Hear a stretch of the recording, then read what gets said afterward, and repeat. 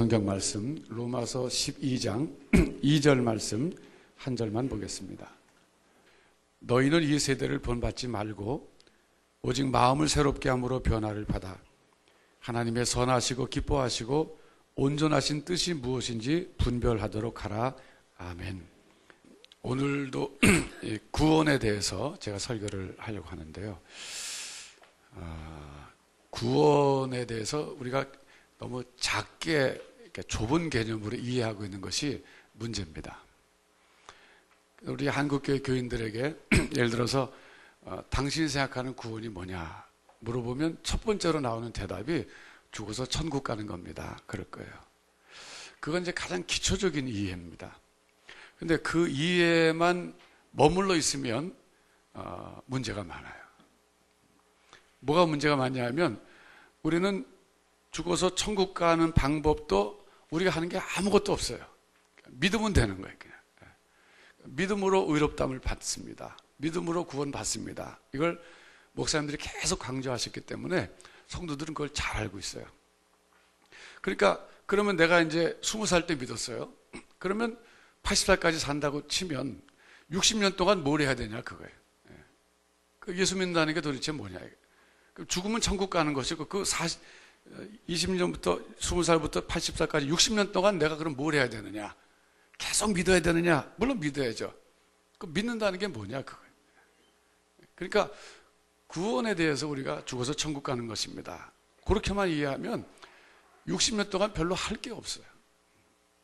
그러니까 여러분 성경이 말하는 구원이라는 것을 이렇게 한번 생각해 보세요. 구원이란 죽어서 천국 가는 것이 기본이지만 또 다른 측면에서 보면 하나님의 형상이 회복되는 것이다. 이렇게. 아담이 범죄했을 때 하나님의 형상이 타락해서 타락의 결과로 하나님의 형상이 일부는 죽어버렸고 사라져버렸고 일부는 망가져버렸어요. 쉽게 얘기하면. 근데 구원이라는 것은 뭐냐면 그것이 다시 회복되는 거예요. 살아나는 것이고 온전케 되는 것입니다. 여러분 그것을 구원이라고 생각하는 사람은 20살 때 예수 믿었으면 80살 될 때까지 할 게 참 많아요. 뭘 해야 되는가? 내 속에서 하나님의 형상이 이루어지는 것을 내가 봐야 돼요.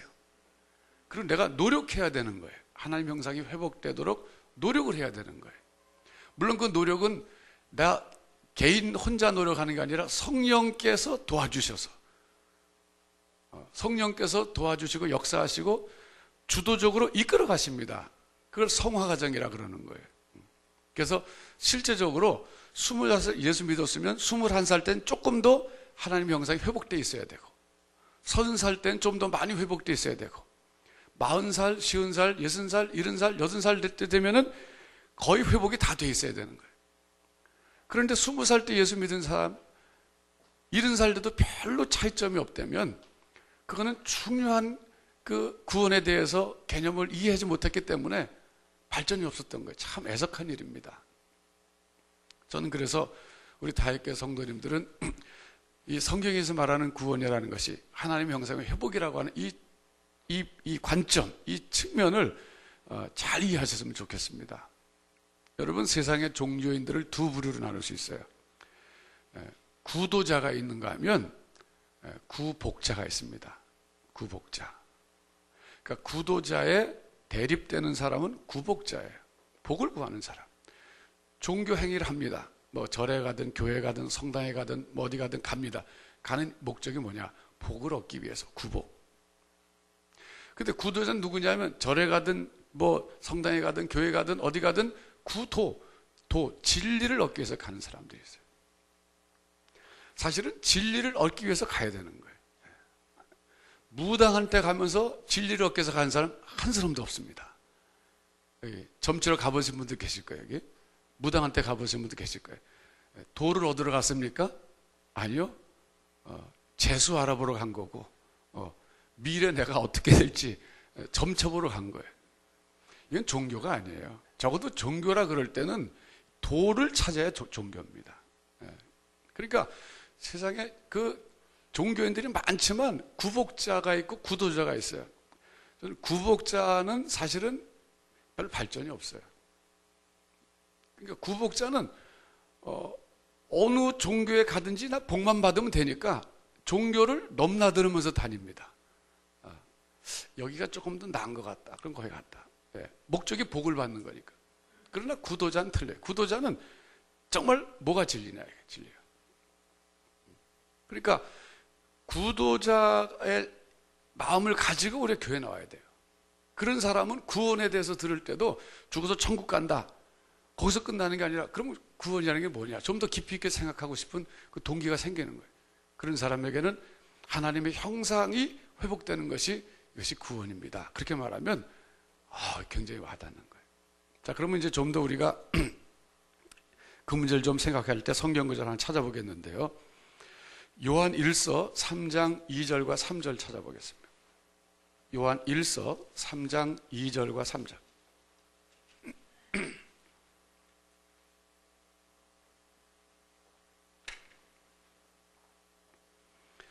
예, 요한 1서 3장 2절과 3절 보시면 이런 말씀이 있습니다. 사랑하는 자들아, 우리가 지금은 하나님의 자녀라. 벌써 지금 현재 이 세상에서 하나님의 자녀라는 거예요. 죽어서 천국 가서 하나님의 자녀가 될 것이다. 그 미래에 될 것이 아니라 지금 하나님의 자녀라. 장래에 어떻게 될 것은 아직 나타나지 아니하였으나 그가 나타내심이 되면 우리가 그와 같을 줄을 아는 것은, 그런데 여기서 그와 같다 그랬는데 그는 그리스도를 말합니다. 미래에 우리가 어떻게 변화될 것이냐면 그리스도처럼 변화될 것이다. 그리스도와 같을 줄을 아는 것은 그의 계신 그대로 볼 것을 인함이니, 미래에 우리가 그리스도처럼 변화가 되면 그날에는 예수님을 내가 내 눈으로 직접 볼 날이 온다 이거예요. 그것이 뭐냐? 구원의 완성이 되는 날이에요. 그때가 영화스럽게 변한 상태입니다. 변화산상에서 주님이 영광스럽게 변화되셨는데, 그때 변화산에서의 그 영광스러운 상태를 가리켜서 영화의 상태다 그렇게 얘기해요. 그것은 우리가 구원받으면 변화될 그 이미지의 그 모습이라고 보는 거예요. 여러분, 나중에 우리가 구원받으면 서로 잘 깜짝 놀랄 거예요. 너무 변화돼가지고, 너무 눈부시게 변화돼가지고. 그런데 이 무슨 말이냐면, 하나님의 형상의 회복이라고 하는 것은 그리스도의 형상을 담는 것입니다. 성경에서는 하나님의 형상이라는 말도 쓰지만 그리스도의 형상이라는 말도 써요. 주님의 형상, 그리스도의 형상, 이 말 쓰는데 같은 말이에요. 같은 말이에요. 우리가 하나님의 형상대로 지음받았습니다. 그 말은 우리가 그리스도의 형상대로 지음받았습니다. 하나님의 형상대로 회복되는 것이 구원의 완성입니다 는 말과 그리스도의 형상을 본받아서 그리스도의 형상을 이루는 것이 구원의 완성입니다. 같은 개념이에요. 여러분, 학교 다니실 때 혹시 옛날에 그 토마스 아 캠피스라고 하는 기독교의 유명한 경건한 분이 계셨는데, 그분이 쓴 책 그리스도를 본받아, 그 책을 읽어보신 분이 계실 거예요. 혹시 읽어보시면 손 들어보십시오. 굉장히 많네요. 굉장히, 역시 그 참 여기 수준 높은 분들이 많이 계시네. 기독교의 고전 중에 한 권입니다, 그게. 그런데 저도 그 책을 봤는데, 저는 그 책에서 좋은 것도 배웠지만은 잘못된 것도 배웠어요. 뭘 잘못된 거 배웠냐? 좋은 건 뭐냐면, 그분은 그 토마스 아 캠피스는 캠피스로부터 온 토마스, 이런 사람이에요. 옛날에 성이 없을 때니까 사람 구분하기 위해서 토마스가 너무 많다 보니까 토마스 아 캠피스, 캠피스에서 온 캠피스 출신의 토마스, 이런 사람인데, 이 사람이 Imitation of Christ 이런 책을 썼어요. 그리스도를 본받아 라는 말로 번역됐는데, 제가 대학생 때 그 책을 읽어봤어요. 왜냐면 저도 그리스도를 본받고 싶었거든요, 그때. 그 읽어보는데 굉장히 감명을 받았어요. 왜? 경건한 그런 그 기도문, 묵상한 내용들, 자기 자신을 반성하고 회개하는 내용들이 막 한 권에 가득 찼는데, 이건 경건의 일기예요. 제가 많이 도전을 받다가 또 한 가지 문제 부딪혔어요. 야, 그럼 나도 속세를 떠나서 수도원이나 기도원으로 들어가야 되겠다. 그리스도를 본받으려면 세상에서는 안 되겠다. 이 사람처럼 조용한 수도원이나 기도원에 들어가서 만사를 제껴놓고 성경 읽고 묵상하고 연구하고 기도하고 나물 먹고 물 마시고 뭐 이런 식으로 해야 내가 그리스도를 본받겠구나. 그래서 생각하니까 고민이 생기더라고요. 그럼 내가 장가가지 말고 아예 산속으로 들어가서 한번 해볼까? 뭐 이런 생각 드는데 참 어렵더라고요. 그런데 제가 나중에 이제 시간이 가서 깨닫게 된 것은 뭐냐면, 그분의 좋은 점은 뭐냐면 그렇게 경건 생활을 사모하게 하는 열정을 우리 독자들에게 불러일으킨 거, 후배들에게 불러일으킨 건 좋은 점이에요. 근데 문제점은 뭐냐면 그리스도의 형상을 본받는다는 것을 구원의 완성이라는 측면에서 보게끔 하지 않고 단지 세상을 떠나서 숲속이나 산속으로 들어가서 그저 기도 생활, 묵상 생활, 경건한 생활하는 것 정도로 이렇게 제한시켜 버린 것이 문제점이라니까요. 그리스도의 형상을 본받기 위해서는 산으로 들어가야 된다 말하자면 수도원으로 들어가야 된다, 이런 거는 잘못 얘기해 준 거예요. 물론 그분이 의도적으로 그렇게 안 했다 할지라도 결과적으로 그렇게 됐다 그거예요. 그러니까 제가 그때 생각하는 것은, 야, 그리스도를 본받기 위해서는 세상에 살면 안 되겠구나. 근데 그게 아니에요. 주님은 분명히 우리 보고 너희는 세상을 떠나라 그러지 않고 너희는 세상의 빛이요 소금이다 그랬어요. 그래서 세상을 떠나면 안 된다는 거예요. 그러니까 그리스도를 본받아도 세상에서 본받아야 되는 거예요.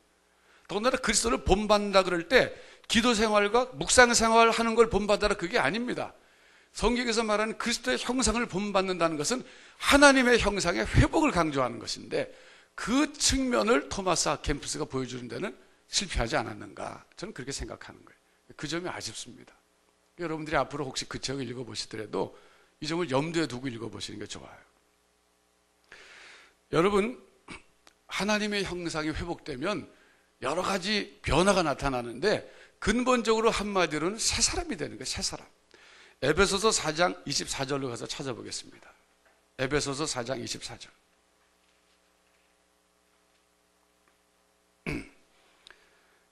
이 중요한 성경 구절들은 이렇게 좀 메모를 해놓으시면 나중에 돌아가셔서 또 이렇게 복습하실 수 있어요. 에베소서 4장 24절은 지난번에도 찾아봤고 오늘 또 찾아보지만은 아주 중요한 구절입니다. 하나님을 따라 의와 진리의 거룩함으로 지으심을 받은 새 사람을 입으라 그랬어요. 여기 하나님을 따라가 하나님의 형상을 따라, 그 말이에요. 하나님의 형상을 따라 타락한 인간이 다시 23절에 오직 심령으로 새롭게 되어, 이것은 성령께서 거듭나게 주셔서 그런 뜻입니다. 23절은 하나님의 형상을 따라 의와 진리의 거룩함으로 지으심을 받은 새 사람을 입으라 그랬어요. 결국 구원이라는 것은 뭐냐면 타락한 인간에게로부터 거기서 벗어나서 온전한 인간이 되는 것인데, 그게 새 사람이 된다, 이게 성경. 뉴맨이 된다, 뉴맨이. 그럼 이 새 사람은 어떤 특징이 있는가? 이 사람은 의와 진리와 거룩에 있어서 새로워진 사람이다, 이거예요. 여러분, 이 세 가지는 뭡니까? 이 세 가지는 좁은 의미의 하나님의 형상이라 그랬어요. 좁은 의미의 하나님의 형상. 굉장히 중요한 개념이에요. 제가 우리 다액교회에서 이런 얘기를 자꾸 하는 것은 이걸 꼭 알아야 되기 때문에 그런 거예요. 의와 진리와 거룩이라고 하는 세 가지 3요소가 좁은 의미의 하나님의 형상이에요. 그러니까 쉽게 말하면 하나님의 형상이 가장 본질 중에 본질이에요. 근데 이제 참고로 말씀드리면 의라고 하는 것은 구약시대에 왕에게 꼭 필요한 덕목이었습니다. 진리라고 하는 것은 선지자에게 꼭 있어야 될 덕목이었고, 거룩이라고 하는 것은 제사장에게 꼭 있어야 될 덕목이었어요. 그러니까 의와 진리와 거룩이라고 하는 것이 성경에 이렇게 중요한 개념이에요. 근데 그것이 하나님의 형상의 본질 중에 본질이라 이거예요. 근데 성경은 아담이 범죄했을 때 그 좁은 의미의 하나님의 형상, 의와 진리와 거룩은 죽어버렸다 이거예요. 기능을 못할 정도로 망가진 정도가 아니라 죽어버린 거예요. 그런데 오직 심령으로 새롭게 되면, 즉 성령께서 거듭나게 해주시면, 새롭게 해주시면 그 하나님의 형상을 따라 의와 진리와 거룩이 다시 살아난다 이거죠. 놀라운 거예요, 여러분. 놀라운 거예요. 그러면서 인간에게는 새로운 인식 능력이 생긴다, 그런 얘기예요. 여러분, 성숙한 사람의 특징이 뭡니까? 우리가 예수 믿는 걸 떠나서 사회에서 참 저 사람 성숙하다, 훌륭하다, 인격이 참 성숙하다, 그런 사람은요 판단을 하되 객관적 판단을 한다, 그런 뜻이에요. 어느 한쪽에 치우쳐서 판단하는 사람이 아니에요. 주관적 또 집착적 판단하는 사람이 아니라 공정하게 판단한다. 이게 판사의 역할이 뭡니까? 공정한 판단이. 내 고향 사람이라고 봐주고 내 후배라고 봐주고 내 가족이라고 봐주고, 그게 아니라 판사는 공정하게 판단하는 것이 성숙한 판단입니다. 그러니까 결국 이 판단한다는 것, 분별한다는 것이 성숙한 사람의 특징인데, 타락 이전에 아담은 분별력, 판단력이 있었습니다. 그 증거가 어디 있습니까? 증거가 동물들의 이름을 짓는 것이었어요. 찾아보겠습니다. 창세기 2장으로 가서 찾아보겠습니다. 우리가 타락한 다음에는요, 이 판단력이 흐려졌어요. 분별력이 흐려졌어요. 지식을 인식할 때 인식 능력이 흐려졌습니다. 그런데 창세기 2장 19절을 보면 아담이 동물들의 이름을 짓습니다. 여호와 하나님이 흙으로 각종 들짐승과 공중의 각종 새를 지으시고 아담이 어떻게 이름을 짓나 보시려고 그것들을 그에게로 이끌어 이르시니 아담이 각 생물을 일컫는 바가 곧 그 이름이라. 여러분, 단순히 이름을 지어줬다 이렇게 단순하게 생각하시면 안 돼요. 이름 짓는 작업이 얼마나 힘든 작업입니까? 학교 다닐 때 여러분 별명 지어줬잖아요. 친구들이 짱구는 짱구라 그랬고 뭐 이런 식으로 했는데, 그게 뭐예요? 특징을 드러내는 말이에요. 이름을 짓는다는 것은 그 본질을 파악해서 특성을 살려서 이름 짓는 게 이름 짓는 거예요. 무슨 얘기입니까? 아담은 타락하기 전에는 머리가 맑아서 사물을 보면 본질을 파악할 수 있는 능력이 있었다. 이게. 흐리지가 않았다. 이게. 동물의 이름을 그렇게 정확하게 져줬어요. 그런데 타락한 다음에는 이게 완전히 흐려져 가지고서 동물을 보고 본질을 파악해서 이름을 져주는 게 아니라 동물을 보고 신이라 그래, 신이라고, 사람이. 우상숭배가 그거 아닙니까, 결국. 곰을 보고 신이라 그러고, 제구아를 보고 신이라 그러고, 마야 문명, 제가 유적지 갔더니 마야 문명에서는 제구아를 최고로 쳐주는 신이더라고요. 제일 맹수거든요, 거기서는. 그러니까 옛날 이 사람들이 숲속에서 곰을 만나거나 사자를 만나거나 무슨 제구아를 만나면 무섭거든요. 그러니까 그걸 신의 현현으로 생각하는 거예요. 이게 왜 그렇습니까? 타락했기 때문에 지식 능력에 문제가 생긴 거예요. 전에는 이름을 멀쩡하게 져줬는데 이제 와서 그걸 신이라 그러니 이게 참 아이러니컬한 거예요. 이건. 인간으로서 못할 짓을 하고 있는 거예요. 하나님께서는 타락하기 전에 우리 인간들에게 동물을 보면 그 본질을 파악할 수 있는 능력을 주셨는데, 왜 그런지 아십니까? 잘 다스리기 위해서 그런 거예요. 다스려라. 다스리기 위해서는 특성과 그 본질을 파악해야 잘 다스리거든요. 제가 우리 딸이랑 요즘에 동물농장을 봤어요. 재밌더군요. 예. 그날 봤는데 개가 한 마리 있는데 묶어놨는데 얼마나 사나운지 몰라요. 주인이 가서 밥을 주려도 막 달려들고 엄청나게 사나우니까 전문가를 불렀어요. 항상 문제 해결사가 나타나잖아요, 동물농장에서. 그 나타나더니 가까이 다가가니까 역시 그 전문가가 나타나도 짖는 건 마찬가지더라고요. 달려들어. 그러니까 전문가가 앉더라고요, 이렇게. 왜 앉으냐면 이게 서 있으면 걔가 위협을 느낀대. 자기보다 큰 동물이 나타나서. 그러니까 키를 낮추면 좀 덜 놀랜대요. 낮춰갖고서는 가까이 가니까 막 짖는데 그때 그게 기싸움 하는 거래. 물러나면 안 된대요. 안 물러나더라고. 막 그러고 기싸움을 해. 그러니까 나중에 걔가 지쳐갖고서는 고분고분해지더라고. 오라 그러니까 와요. 그저께 다르더라고요. 그러니까 그 사람은 그 개의 습성을 파악한 거예요. 그 개의 습성을 알면 컨트롤이 가능해요. 컨트롤.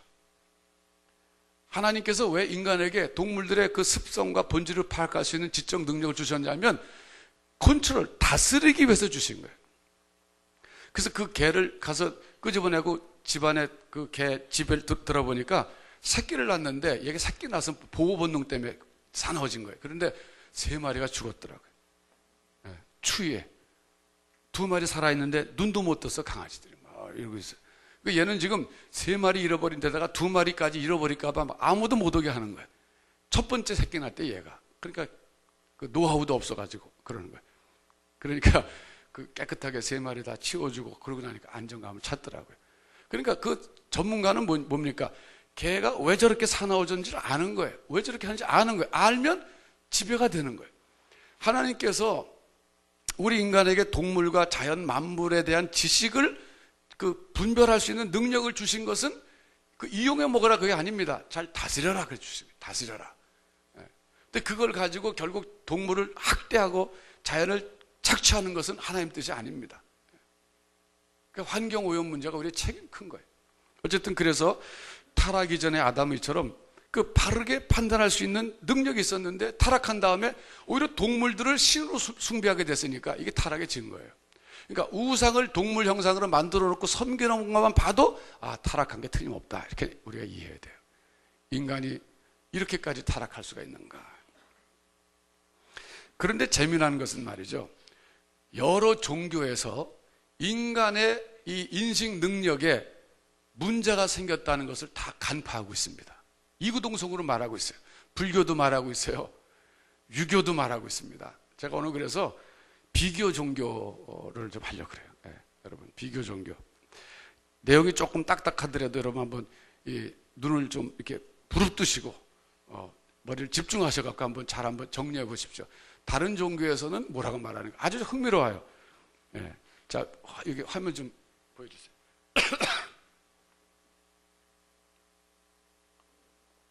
불교에서는 견성을 얘기합니다. 견성. 볼견자에다가 저게 성질 성자잖아요. 그런데 견성을 추구해요, 불교에. 이제 불교도 절에 가서 비는 아주머니들은 구복자, 구복자. 출가한 스님들은 구도자예요. 그분들은 도를 얻기 위해서 들어가신 거고, 그런데 그분들이 도달하려고 하는 목표 지점이 있잖아요. 목표 지점이 어디냐면 견성의 상태, 견성. 볼견자, 본다에게 성질을 본다. 그러니까 모든 사물의 그 본질을 보고 싶어 하는 거예요. 그게 해탈의 상태예요.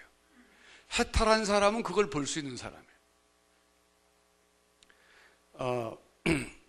그리고 이제 좀 더 이 견성의 상태를 여러 다양한 말로 설명하는데, 그 다음에 이제 백불사시라고 그러는데, 백불사시라고 하는 것은 아무것도 생각하지 않는 때를 말해요. 그러니까 무념무상의 세계. 마음이 청정해져서 다 가라앉아가지고 그런 마음이 차분히 가라앉은 상태에서는 견성할 수 있다. 사물의 본성을 볼 수 있다. 일체의 시비를 초탈한 상태. 시시비비를 가리려고 그러지 않고 이게 옳고 그르냐 그런 것조차도 생각하지 않는 아주 평온 그 자체, 적막한 상태, 그런 상태가 됐을 때 전성이 된다 이거예요. 그러니까 아침에 이분들이 대체적으로 새벽 3시나 4시에 일어나서 연불 하고 이제 좌선 하시거든요. 그분들 보면 그분들은 그 스승이 준 화두도 있지만 그것도 있지만 정신 집중해 갖고 하나의 점을 만들어 놓고 점만 응시합니다. 때로는 눈 감고 하지만 눈도 뜨고 하고 이렇게 뜨고 오랫동안 함으로써 마음을 가라앉혀서 그 일체 시비를 초탈한 상태, 그리고 장애가 없고 욕심에 가려워지지 않은 상태, 아무것도 집착하는 것이 없는 상태에 도달하게 되면 사물의 본질을 볼 수 있다 이거예요. 제가 저분들의 저런 입장을 쭉 보면서 장기하고 바둑 둘 때 훈수가 생각나더라고요. 훈수. 장기나 바둑 둘 때 훈수 두는 사람이 수를 더 잘 봅니다. 왜 그렇습니까? 내 바둑이 아니니까 그래. 내 장기가 아니니까 아무 욕심이 없어요. 집착이 없어요. 막 돈 걸고 하는 사람일수록 더 집착이 강해요. 내가 이거 이겨야지. 그러다 보면 수가 안 보이는 거야. 그러나 훈수 두는 사람은 양쪽에서 우에서 이렇게 내려다 보니까 둘 다 보이거든요. 그러니까 자기 바둑이 아니니까 욕심이 없고 집착이 없으니까 수가 더 잘 보이는 거예요. 그러니까 어떻게 보면 견성이라고 하는 것은 아무 시시비비도 없고 이해관계도 없고 자기 속에 집착도 없고 비어진 상태. 그러니까 사물을 봐도 사물이 보이고 사람을 봐도 사람이 보이고 사태를 보면 사태의 본질이 보이고 그런다 이거예요. 그 다음에 좀 보여주세요. 이제 도통했다 그러잖아요. 도통했다고 하는 것, 순진한 마음으로 대상을 볼 때 그 대상의 참모습을 볼 수 있는 것이다. 그러니까 견성은 뭐냐면 그 대상의 참모습을 보자 이거예요.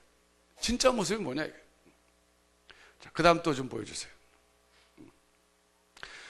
도통했다 그러잖아요. 저 사람 참 도통했다. 그 사람은 어떤 상태냐면 본심을 깨닫고 본심의 상태에서 살아가는 것이다. 참 저는 저 말을 읽을 때 참 재밌다 그랬어요. 왜 본심이라 그럴까? 본심이 뭡니까? 본래 마음이잖아요. 그러니까 불가에서 말하는 저 본심이라는 용어가 우리에게 가르쳐주는 것은 인간은 지금 본심을 잃어버리고 살고 있다 그거잖아요. 그리고 성경이 말하고 있잖아요. 타락했기 때문에 하나님의 형상대로 살지 못하고 하나님의 형상에서 상실한 부분이 있고 그 기능을 제대로 하지 못하는 부분이 있는데 그게 결국은 저분들은 그걸 본심으로 본 거예요. 그럼 어떻게 불교에서 저렇게 본심이란 것까지 본심에 문제가 생겼다. 인간은 본심으로 돌아가야 된다. 어떻게 여기까지 진리를 찾아낼 수 있었을까? 그것은 일반 계시 덕분입니다. 일반 계시. 하나님의 특별 계시가 있고 일반 계시가 있어요. 그런데 특별 계시는 오늘날에는 우리가 성경이라고 믿고 있는데 성경이 없기 때문에 성경에서 말해주는 인간의 하나님의 형상에 대해서는 모르지만 그러나 자연 만물을 보고 또 인간 스스로를 관찰해 보다 보면 관찰이 된단 말이에요. 일반 계시는 자연계에 나타나는 계시, 인간 구조를 통해서 발견하는 진리, 그리고 역사 속에서 하나님이 통치하시는 방법을 통해서 찾아내는 진리, 이런 걸 일반 계시라 그러는데 그런 것들을 통해서 어느 정도 접근이 가능해요. 그래서 여러분 일리가 있다 그런 말 하잖아요. 누구 말 듣고 그 당신 말 일리가 있다. 이게 뭡니까? 일리와 진리 차이를 아십니까 여러분? 진리는 온전한 이해에 도달한 것이고 일리는 진리의 부분에 도달한 거예요. 그러니까 제가 이제 참 불교계에서 들으시거나 다른 데서 좀 섭섭하실지 모르지만 제가 성경에서 말하는 거를 근거로 말씀드리면 성경에 의하면 그분들은 일리를 깨달으신 분이에요. 진리는 아니지만 하나님의 일반 계시 속에서 인간이 하나님의 형상대로 지음받았는데 비록 타락했지만 부분적 기능이 살아있기 때문에 넓은 의미의 하나님의 형상은 살아있고 그나마 망가져서 부분적 기능을 하게 하지만 그걸 통해서 얼마든지 일리, 부분적 진리는 찾아낼 수 있는 거예요. 저는 옛날에요 20대 때 이제 복음을 깨닫고 20대 초반에 그리고 제가 그때 궁금증이 많이 생겼어요. 내가 믿는 예수 그리스도가 진리라면 그럼 불교나 유교나 또 다른 회교나 이런 종교의 존재 의의는 무엇이냐 이렇게 생각해 봤어요.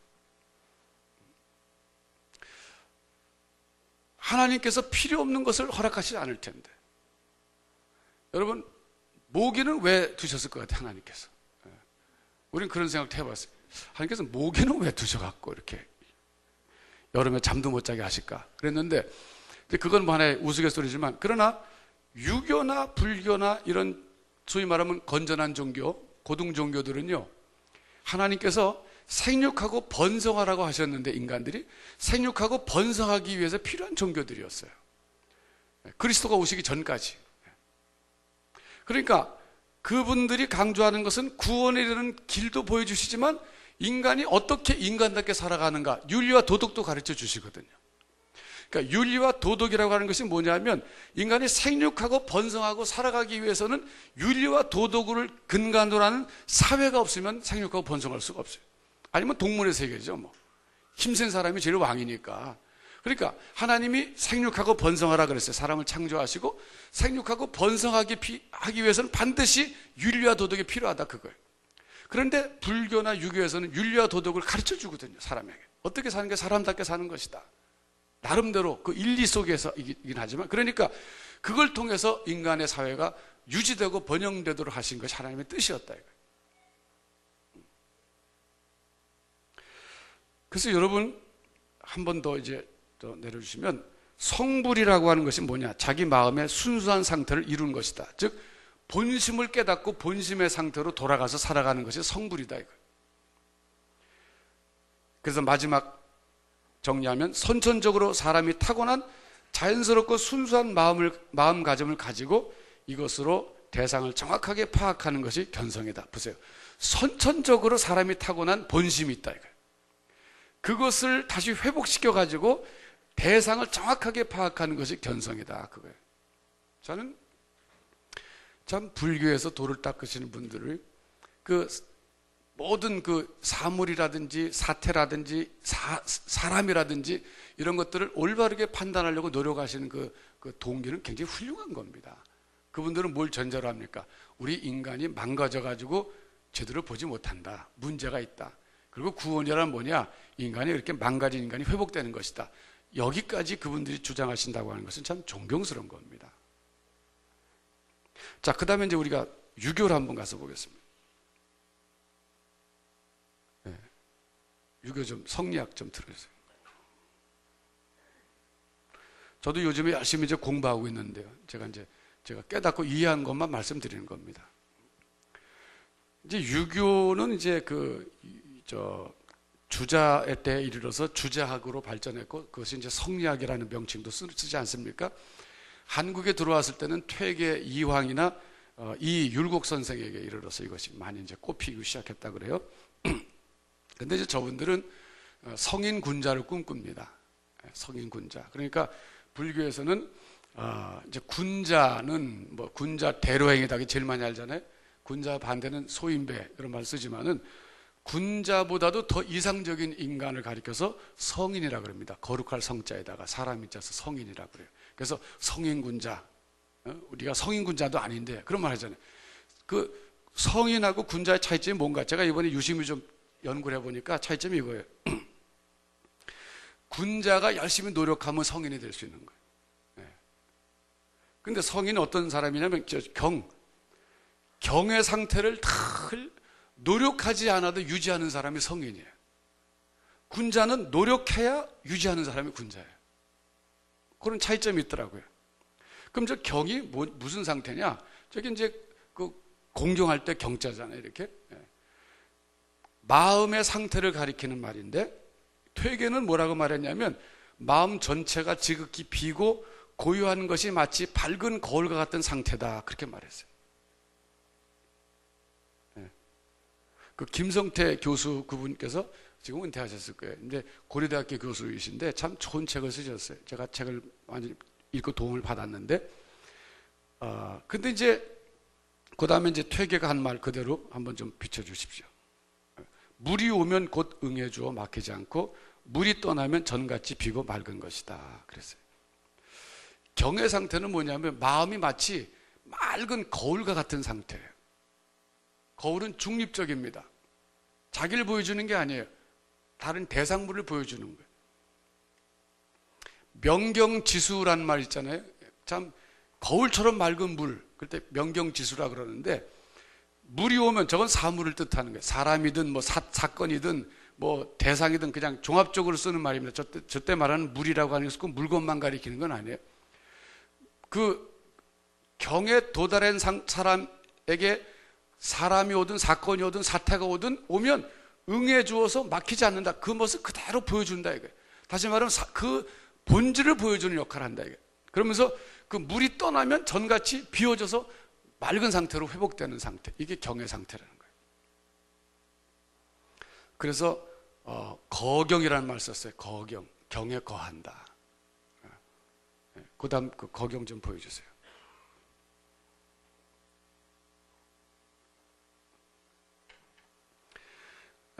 다 보여주세요. 거경. 거경이라는 말이 저 거자가 거한다 그러잖아요. 그러니까 경에 거하는 상태를 이 성리학에서는 최고의 상태를 추구했습니다. 그래서 퇴계 이황이 이 퇴계 선생께서 이제 나중에 정계를 떠나서 자기 고향 저 경상도 어디 그쪽 내려가셔서 거기서 이제 공부하고 그러셨는데, 근데 그분이 그때 닦았다는 것이 이 경의 상태를 닦은 거예요. 경의 상태. 그 소수서원으로 나중에 발전해서 제자 양성하고 이제 그러지 않았습니까? 그런데 그때 이분이 추구하신 것이 경의 상태. 근데 왜 경의 상태가 중요하냐? 이것은 마음이 저렇게 차분히 가라앉아서 참 깨끗한 거울처럼 돼야 국리가 가능하다 이게 국리. 국리가 뭐냐면 지적인 판단이에요. 지식 활동입니다. 그러니까 사람이 마음이 차분히 가라앉으면 모든 문제에 대해서 그 본질을 파악할 수 있다. 사물에 대해서도 본질을 파악할 수 있고, 이집트 지금 무바라크 대통령이 지금 사태를 본질을 파악해야 되는데 마음이 그렇게 경외 상태 거하면, 육아의 표현대로 하면 마음이 차분히 가라앉으면 지금 이집트 사태가 어떻게 일어났고 어떻게 수습해야 되고 그게 보이는데 그 집착이 있으면 안 보인다 이게. 그러니까 육아에서 추구하는 것은 경외 상태 유지하는. 국리가 된다 이게. 국리. 그 역행이라고 하는 것은 뭐냐면요, 국리를 통해서 깨달은 그 지식과 이치를 행동으로 옮기는 거예요. 그러니까 지정의라고 이렇게 그 세 가지 나눠서 생각할 때, 거경은 정의 상태 정, 국리는 지적인 측면이고 역행은 의지적인 측면이에요. 그런데 이제 공자 선생께서 본인의 70세를 가리켜서 종심, 소욕, 불유구 그러잖아요. 종심, 소욕, 마음의 욕심을 따라 행해도 불유구, 일정한 법도를 지나치는 것이 없다 그랬어요. 그 말이 뭐냐면 이분은 이미 성인의, 육아에서는 성인의 단계에 올라가셨기 때문에 늘 거경의 상태가 이루어진 거예요. 그 경의 상태 유지를 하기 때문에 자기가 자기 욕심대로 행했는데, 그게 욕심대로 행했다 그래도 남에게 해치거나 그게 천리를 어긴 것이 아니라 천리를 따라서 늘 행할 수 있었다 이거예요. 그러니까 당연히 육아에서는 공자 선생님을 최고로 추앙하기 때문에 그분은 그런 상태에 도달하셨다고 보는 겁니다. 그래서 제가 이제 관심이 생겨가지고, 그러면 이 성리학에서는 이 경외 상태에 이르기 위해서 어떤 방법론을 주장하는가? 불교는 선이잖아요, 선. 새벽에 일어나서 이렇게 묵상하고 이렇게 하는데, 그러면 육아에서는 어떤 방법을 주장하는가? 이렇게 봤더니 의관을 정제해야 된다 그러더라고요. 의관. 공부를 하더라도 의관을 늘 정제해야 되고, 엄숙한 마음을 늘 유지해야 되고, 그리고 특별히 사람이 없는 데서, 아무도 보지 않는 데서 참 정직하게 살고, 참 우리식으로 말하면 깨끗하게 사는 그 자세를 유지해야 된다 이렇게 가르치다. 그게 출발점이라는 거예요. 그래서 옛날에 가난한 선비들이 드라마상에서도 보면은 남루한 옷을 입었어도 의관을 정제하고, 그리고 남이 보든 안 보든 그렇게 팔자걸음 걷고 막 그러잖아요, 이렇게. 그러니까 그게 다 돛 닦는 방법이에요, 그분들이. 거경하고 싶어서. 자, 여러분, 이제 여기서 이제 우리가 불교나 유교를 잠깐 조금 들여다본 거예요. 제대로 들여다보려면 저도 더 공부해야 되고, 여러분 가운데 이제 관심 있으면 좀 더 비교해 보시면 좋은데, 세 번째, 그럼 우리 기독교를 보겠습니다. 기독교에서는 오늘 본문 말씀, 로마서 12장 2절인데, 다시 로마서 12장 2절 본문으로 좀 돌아가서 보겠습니다.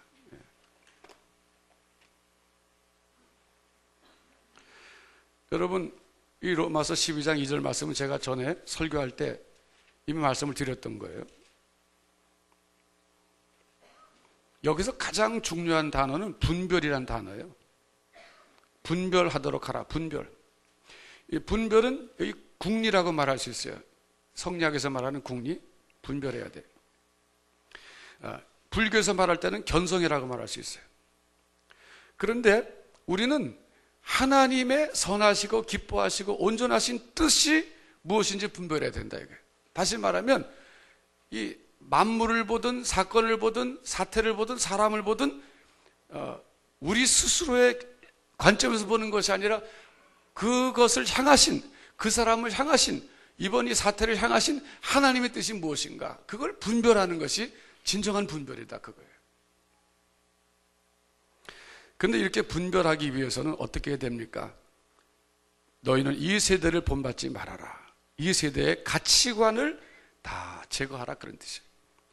세상적인 가치관은요, 사람을 집착하게 만듭니다. 구복을 좋아하게 만들어요. 물질을 가치 있다고 생각합니다. 이 세대의 가치관을 버리고 오직 마음을 새롭게 함으로 변화를 받아야 된다. 마음이라고 하는 것은 이 지적인 거라 그랬어요. 가슴이 아니라 이건 지성이라 그랬습니다. 생각을 새롭게 함으로 변화를 받아서 그래야 그렇게 할 때 분별력이 생긴다 이거예요. 여기서는 이제 우리가 분별력 생기기 위해서는 생각이 새롭게 돼서 변화를 받아야 된다 그랬는데, 이 변화를 받는 것이 성경은 또 다른 말로 거듭남이라는 말을 쓰고 있습니다. 거듭남. 성령에 의해서 거듭날 때, 에베소서 4장 24절을 다시 한번 가서 보십시다. 에베소서 4장 24절. 아까 찾아봤습니다만은 중요한 거예요. 에베소서 4장 24절. 하나님을 따라 의와 진리의 거룩함으로 지으심을 받은 새 사람을 입으라. 새 사람은 내가 노력한다고 새 사람이 되는 게 아니라 성령에 의해서 거듭 태어날 때 새 사람을 태어나는 거예요. 그러니까 여러분 생각해 보세요. 불교에 계신 분들이나 유가에 계신 분들, 이분들이 아주 진실되게 도를 닦는 분들은 자기 자신의 노력으로, 수행으로, 이 수행이라는 말이 굉장히 중요한 거예요. 수행으로 면벽하기도 하고, 참 절제하기도 하면서 그렇게 수행으로 새 사람이 되려고 노력하셨는데, 그 성경에 보면 그건 안 된다. 왜? 새 사람은 노력으로 되는 것이 아니라 출생으로 되는 것이다. 출생으로. 내가 이씨 집안에 태어나고 싶다고 노력한다고 태어나는 겁니까? 여러분이 김씨 집안에 태어나고 싶다고 막 노력해서 태어난 겁니까? 아니요. 출생은 내 밖의 문제라는 거예요. 성경은 우리가 새 사람이 되는 방법에 있어서는 출생에 의해서 되는 것이지 노력에서 되는 것이 아니다. 그래서 우리가 믿음으로 구원받는다는 것이 바로 그 말입니다. 그러니까 하나님께서 우리를 하나님의 자녀로 태어나게 해주셨을 때 새 사람으로 태어나는 것이고, 그랬을 때 우리 속에 있는 하나님의 형상이, 죽었던 하나님의 형상이 의와 진리와 거룩이 다시 살아나게 되고, 그리고 넓은 의미의 하나님의 형상, 그 기능도 부분적으로 고장났던 것들이 정상적으로 가동되기 시작하면서 점차적으로 하나님의 형상을 이 지상에 있는 동안에도 이루어 간다, 그런 얘기예요. 그러는 과정에서 우리가 힘써서 노력해야 될 것은 뭐냐? 매사에 하나님의 선하시고 기뻐하시고 온전하신 뜻이 무엇인지 분별하려고 하는 이 노력이 필요하다. 저는 믿음으로 의롭다함을 받는다는 것이 진리면서도 큰 약점을 안고 있다고 생각해요. 무슨 약점이냐? 그 말씀이 사도 바울에게 갔을 때는 복음 중에 복음이에요. 왜 그렇습니까? 사도 바울은 바리새인 중에 바리새인으로서 율법 613개 조항을 날마다 지키려고 노력했던 사람이에요. 율법은 613개로 그분들이, 유대인들이 세분화시켜 놨었거든요. 그러니까 율법을 613개를 생활 속에서 늘 지키려고 노력해서 자기가 의로워지려고 막 노력했는데 사실 안 됐단 말이에요. 그래서 속으로는 좌절하고 있었던 거예요. 이게 도대체 될까, 인간의 힘으로? 그랬던 그에게 사람이 의에 이르는 길은 스스로 율법을 지키고 고행을 해서 되는 게 아니라 십자가에서 당신을 대신해서 이미 벌을 받아서 죽으시고 의를 성취하신 그 예수 그리스도를 의지할 때 그분의 의가 내게 전가돼서 내가 믿음으로 의롭다함을 받습니다. 이 소식을 듣게 됐을 때 이게 굿뉴스가 되는 거예요. 복음. 그러니까 사도 바울 같은 분에게는 이게 굿뉴스 중에 굿뉴스예요. 믿음으로 의롭다함을 받는다. 근데 여러분, 우리 한국 사람들에게 어떻습니까? 여러분에게 어떻습니까? 저는 오늘날도 우리 한국 사람들에게 이 믿음으로 의롭다함을 받는다, 이 굿뉴스가 되는 사람들이 있다고 생각해요. 어떤 분들 외람될지 모르지만은 산속에 들어가서 스스로 돌을 닦으면서 의로워지려고 본심을 회복하려고 그러고 노력하시고 경에 이르려고 고통을 참 수반하면서 그 노력하신 그분들에게는 평생을 했는데 이게 안 됐는데, 사람이 의에 이르는 길이 하나님이 마련해 놓으신 그 길이 있구나, 그것을 들려줄 때 이게 굿뉴스가 되는 거예요. 복음이 되는 거예요. 기쁜 소식이 되는 거예요. 그런데 세상에 살면서 구도자로 사는 게 아니라 구복자로 사는 사람들, 세상에 물질과 세상적인 것, 많이 소유의 행복이 있다고 생각하고 소유를 계속적으로 집착해 사는 사람들에게는 이 믿음으로 의롭다함을 받는다는 것은 아무 의미 없는 소리예요. 관심 밖의 소리입니다. 난 의로워지는 거 관심이 없어요. 의로워진다는 건 뭡니까? 자기 완성, 자아 완성을 추구하는 사람에게 이 굿뉴스예요. 여러분, 우리가 인생을 좀 진지하게 살아야 됩니다. 자아 완성을 좀 꿈꿔야 돼요. 이 불완전한 이순근의 상태에서 좀 더 완전한 이순근의 상태로 될 수는 없을까? 모든 면에 있어서 그걸 구도자라 그러는 거예요. 그런 사람은. 그런데 어떻게 하면 좀 더 많은 걸 소유할 수 있을까? 이래서 구복자라 그러는 거예요. 여러분, 교회 안에도 구복자가 참 많습니다. 그런 분들은 복음을 들어도 들리지가 않아요. 왜? 주파수가 틀려서. 주파수를 맞춰놓지 않은 거예요. 교육방송에 맞춰놔야 되는데, MBC에 맞춰놔야 되는데, 뭐 CNN에 맞춰놓고 자꾸 듣겠다는. 왜 이렇게 한국말이 안 들리는 거야 이거 왜? CNN에 맞춰놓고 듣고 싶은 걸. 그러니까 중요한 건 말이죠. 여러분이 정말 진지하게 한번 생각해 보세요. 여러분 잘 아시지 않습니까? 돈이 없으면요 좀 불편할 뿐이에요. 좀 불편해. 돈이 없으면 자동차도 없고 좋은 집에도 못 살고 불편해요. 그렇지만 죽지는 않습니다.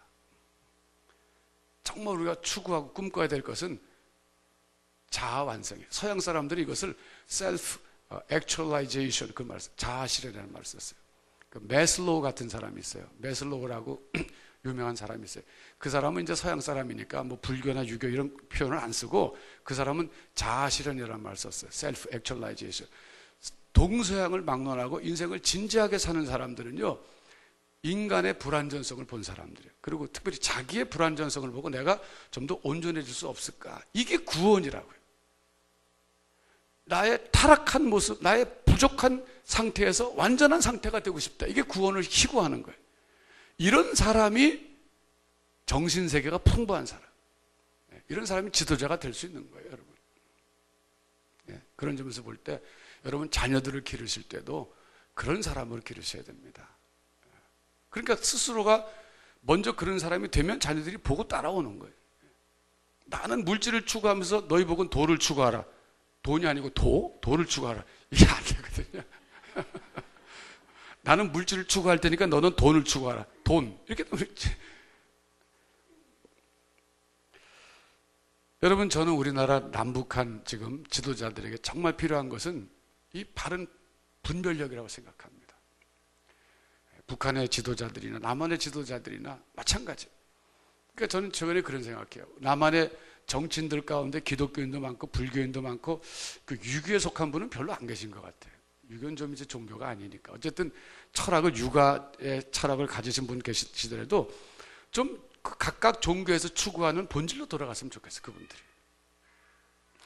불교에 몸담고 있는 국회의원이나 정치인들이라면 좀 견성을 이루려고 노력하시면 좋겠어요. 차라리 그분들이. 개인의 구원 문제 떠나서 그러면 그분들이 바르게 판단하려고 그럴 거 아니에요. 이게 얼마나 중요합니까? 기독교에 계신 지도자들도 좀 이 로마서 12장 2절에 있는 것처럼 하나님의 그 분별력, 하나님 뜻을 분별하는 분별력을 키워갔으면 좋겠어요. 또 육아에 속한 사람들이라면 그 경의 상태를 유지하기 위해서 좀 노력하시다가 그러고 나서 정치 활동 하시면 참 좋겠다 생각이 들어요. 제가 이집트를 바라보면서 더 그런 생각합니다. 30년 동안 집권을 하셨으니까 그분도 얼마나 많이 그 얽혀 있겠습니까? 그 쉽게 물러난다는 게 우리로서는 저 빨리 물러나지 왜 저러고 계실까? 그렇지만 그 내막 들여다보면 얼마나 복잡하겠어요. 근데 정말 훌륭한 지도자는 뭐냐? 이런 위기 상황에서 자기 사리 사욕을 내려놓고 집착을 벗어나서 이집트 백성들을 위하고 전 다른 나라를 위해서 내가 결정해야 될 게 뭔가 이 불교에서 말하는 견성의 상태라든지 유교에서 말하는 이 경의 상태가 유지되고 그러면 적어도 욕심은 없잖아요. 마음을 비우라는 말이 일반 사회에서도 많이 회자되지 않습니까? 마음을 비우라. 김수환 주기경께서 옛날에 살아계실 때 삼김시대에 마음을 비우라 그랬잖아요. 마음을 비우라. 그 마음을 비우라는 것이 집착에서 벗어나라. 그래야 바르게 판단할 수 있다. 이 지도자들. 그러니까 그 지도자에게 필요한 게 그런 거예요. 더군다나 우리 하나님 믿는 사람들은 하나님의 선하시고 기뻐하시고 온전하신 뜻이 무엇이냐. 이걸 찾아야 될 때입니다. 여러분, 우리 개인도 마찬가지예요. 자녀들 기르면서도 욕심을 갖고 자녀들의 문제를 바라보면 결정에 그르칩니다.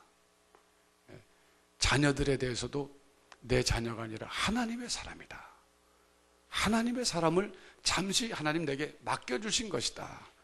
이렇게 생각하고 그 자녀의 은사가 뭐냐, 하나님 주신 사명이 뭐냐, 이걸 관찰해 갖고 그 길로 갈 수 있도록 밀어주는 게 내 역할이지, 내가 자녀를 잘 길러가지고 노후 대책 세우겠다, 이건 아니에요.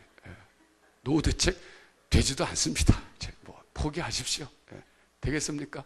여러분들이 지금 부모님의 노후 대책입니까? 보면 아시잖아요, 여러분. 안 하잖아요, 지금. 예. 예. 그러니까 사업도 마찬가지예요. 내가 사업을 하고 직장 생활할 때 여러분 중요한 것은 결정입니다. 항상 결정이 제일 중요합니다. 바른 판단이 얼마나 중요합니까? 오늘 성경 로마서 12장 2절은 하나님의 선하시고 기뻐하시고 온전하신 뜻이 무엇인지 분별하도록 하라. 이거 예수 믿기 전에는 그게 불가능했어요. 그러나 성령께서 우리를 거듭나게 해주셨기 때문에 이제 우리는 분별할 수 있는 가능성이 생긴 거예요. 여러분 연습하십시오. 분별하는 거. 하루아침에 안 돼요. 한번 실패했다고 포기하지 마시고 좌절하지 마시고 우리는 죽는 순간까지 하나님의 뜻을 분별하면서 살아가는 것을 연습해야 돼요. 그러다 보면 어느 정도 단계가 되면 종심소욕 분류구 가수 되는 거예요. 예?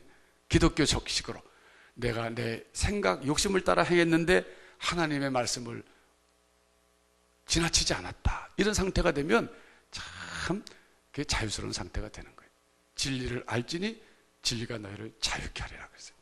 참 자유스러운 상태가 바로 우리가 추구해야 될 상태입니다. 여러분 제가 부탁드리고 싶은 것은 우리가 진지하게 예수 믿으십시다. 우리는 돌을 닦는 목적이 구원받기 위해서가 아니라 하나님의 뜻을 분별하고 하나님의 형상이 회복되고 완성되기 위해서 돌을 닦아야 되는 거예요. 우리는 지금 너무 돌을 닦지 않아요.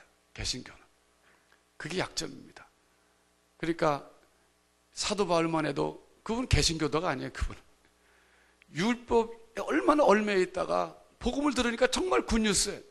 우리는 전혀 수행 생활도 하지 않고 율법 지키는 것도 안 했고 도 닦은 경험도 없고 그냥 세상에서 놀다가 얼떨결에 교회 들어왔더니 믿음으로 의롭다함을 해준대요. 그거 나쁘지 않네. 살아서도 잘 살고 죽어서도 천당 간다. 괜찮네. 이런 정도로 예수 믿는데 머물면 발전이 없어요. 여러분 진지하십시다. 그래서 성경은요 믿음으로 의롭다함을 받았으니 그러므로 이렇게 살아라. 깨끗하게 살아라. 거룩하게 살아라. 하나님의 뜻대로 살아라. 이렇게 말씀하고 있는 거예요. 여러분 꼭 그렇게 해서 참 진리를 맛보시고 참 자유를 누리시는 주의 백성들 되시기를 주님의 이름으로 축원합니다. 기도하겠습니다.